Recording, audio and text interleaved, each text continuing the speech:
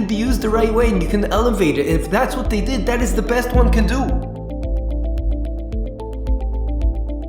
Welcome to Prism of Torah with Rebbe Saf Aaron Prisman, engaging Divrei Torah, packed with stories and practical insights. Find us wherever you get your podcasts or at prismoftorah.org.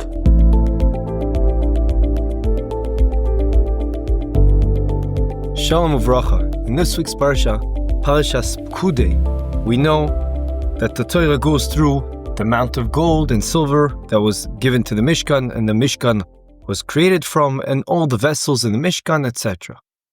There is one very unique vessel in the Mishkan called the Kiyor. The Kiyor, if we look at last week's Parsha, Parshas Vayakel, there's a very interesting Rashi that quotes a Midrash Tanchuma. The Midrash Tanchuma says, you know what this Kiyor was made from? It was made from the mirrors that the women of Klal Yisrael used to ensure that the men will desire the woman, have relations with them, and that will bring out more neshamas to continue Klal Yisrael. And they knew it was very difficult for the men because they were working very hard the whole day. So these mirrors were made of copper, of nechoshet, and that's why it's called the Kiyor HaNechoshet. Rashi goes on to say, based on Midrash Tanchuma, that Moshe Rabbeinu didn't feel it was appropriate for such a thing to be let into the Mishkan. But HaKadosh Baruch Hu says to him, no, quite the opposite. These I like more than anything. Chavivim alai b'yoser. And hence Moshe Rabbeinu accepted them, and from them was made the Kiyor, the special sink that's made of copper. Question I want to raise is, what exactly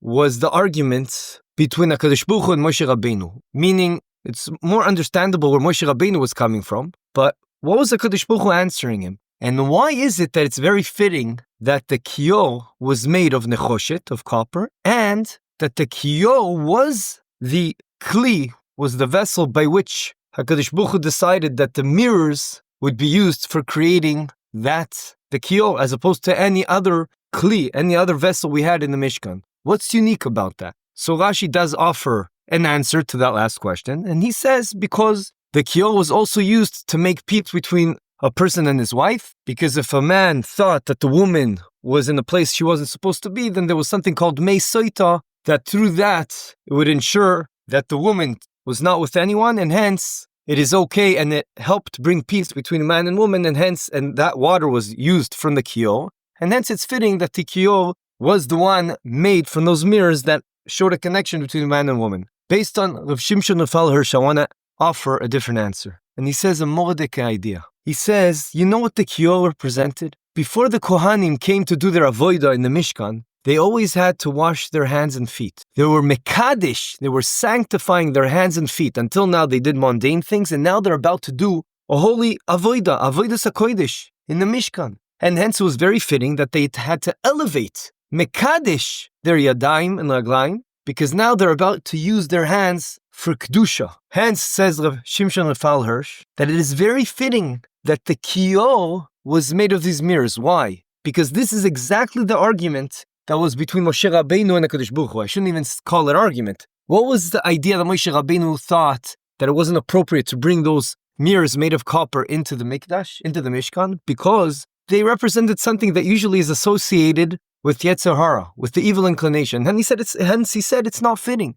Comes HaKadosh Baruch Hu and tells him, no, don't you understand? In this world, all the physical pleasures in this world were put here so that we can elevate them and use them in the right way. You want to have a nice glass of scotch? Wait for Shabbos. Elevate that scotch. There's an inyan to have Oineg Shabbos. And so on and so on. In my opinion, the best way to prove this idea, unlike the Goyim, that they separate between the Kedusha, spirituality, and physicality, and they don't allow to mix them together. And if you want to be close to God, so to speak, you have to ensure you totally reject any physical pleasure from your life. HaKadosh Baruch Hu did not set up the world like that. It makes a lot of sense because he created a goof, a body, and a neshama, and a soul. And the idea is to sanctify and elevate all the physical pleasures we have to be part of Avodas Hashem, even eating and even sleeping, and so forth. I think the best idea that represents this is something that represents physical pleasures in this world is wine. And we see that we use wine to sanctify the Heilige Shabbos. We do Kiddush in the Bris Milah. We use wine. We say part of the ceremony is using wine and saying Borei Pri Hagafen. 4 cups of wine on Pesach. Purim is all about wine. So we see this idea of elevating the physical. That's what the Kiyor presents. And hence it's very fitting because it's the same idea. Those mirrors the woman used to elevate, and that's what HaKadosh Baruch Hu was telling Moshe Rabbeinu. No, it's very fitting because they're using the physical pleasure in the right way to ensure that more neshamas, more heilige neshamas come down to this world. They didn't want chas v'shalom that Bnei Yisrael won't continue to multiply. And hence they did all the efforts involved, and we know there's many miracles that HaKadosh Baruch Hu helped them with what they tried to do. And then there were many more neshamas coming down during that time, despite that it goes against all odds. Mimele, we've answered most of our questions. We understand what Moshe Rabbeinu was thinking. We know what HaKadosh Baruch Hu answered. No, don't worry if it's linked. It seems to have an association with the evil inclination. Everything can be used the right way and you can elevate it. And if that's what they did, that is the best one can do. It's the hardest and the best. Now, I want to also answer the question I raised. So why is it fitting that it's made of nechoshet? Well, nechoshet has in it the word nachash. Just like the episode we learned a while back about nachash ha-nechoshes. Nachash ha-nechoshes. The nachash represents the evil inclination. HaKadosh Baruch Hu showing us through the Kiyor that's made of nechoshet, that's a play on words and has the word nachash in it to show you, look, even though, yes, usually this idea is connected to the evil inclination, the Yetzer Hara, but you can elevate it. And that's what Chazal tell us, that you should be Avodas Hashem b'chol levavecha. It should say b'chol libcha. What's b'chol levavecha? It sounds like there's something redundant, the extra base over here. The answer is, Chazal tell us, you should be Avodas Hashem b'shnei yetzarecha.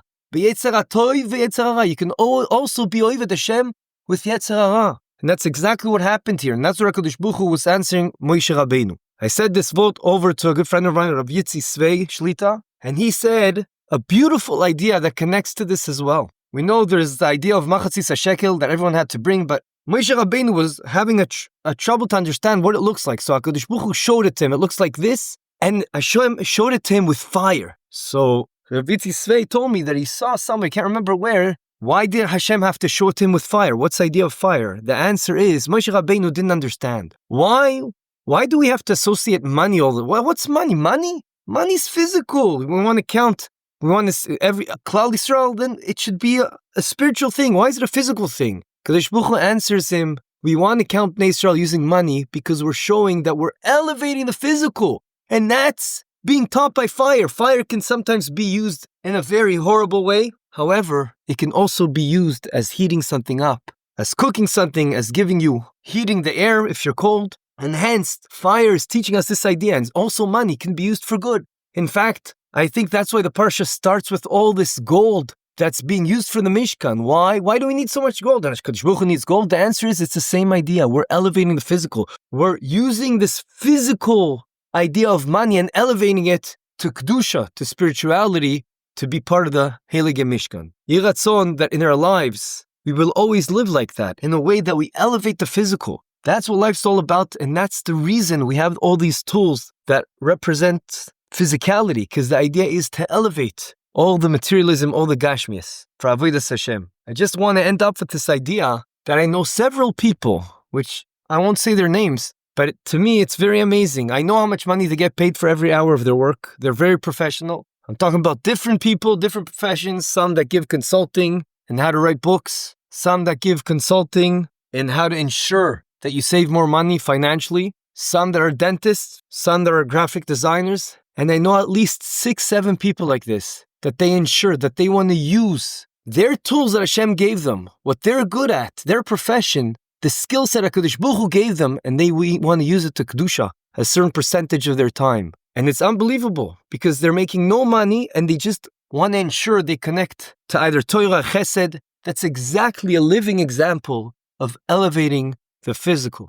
Yeh Ratzon that will live life in such a way, always elevating the physical, and through that we'll get closer to HaKadosh Baruch Hu and will merit Bias HaMashiach b'mira v'yameinu amen v'amen. This concludes another episode of the Prism of Torah. Thank you for tuning in today. We hope you enjoyed it and learned something valuable. If you did, please subscribe to the podcast and give a 5-star rating. You can also find this podcast wherever you get your podcasts or our own website, prismoftorah.com, where we have a full archive of all our past episodes. We would like to thank Yona Vefa for the recording equipment and Eli Podcast Productions for handling all our post-podcast productions. Join us next week for another enlightening conversation on the Prism of Torah.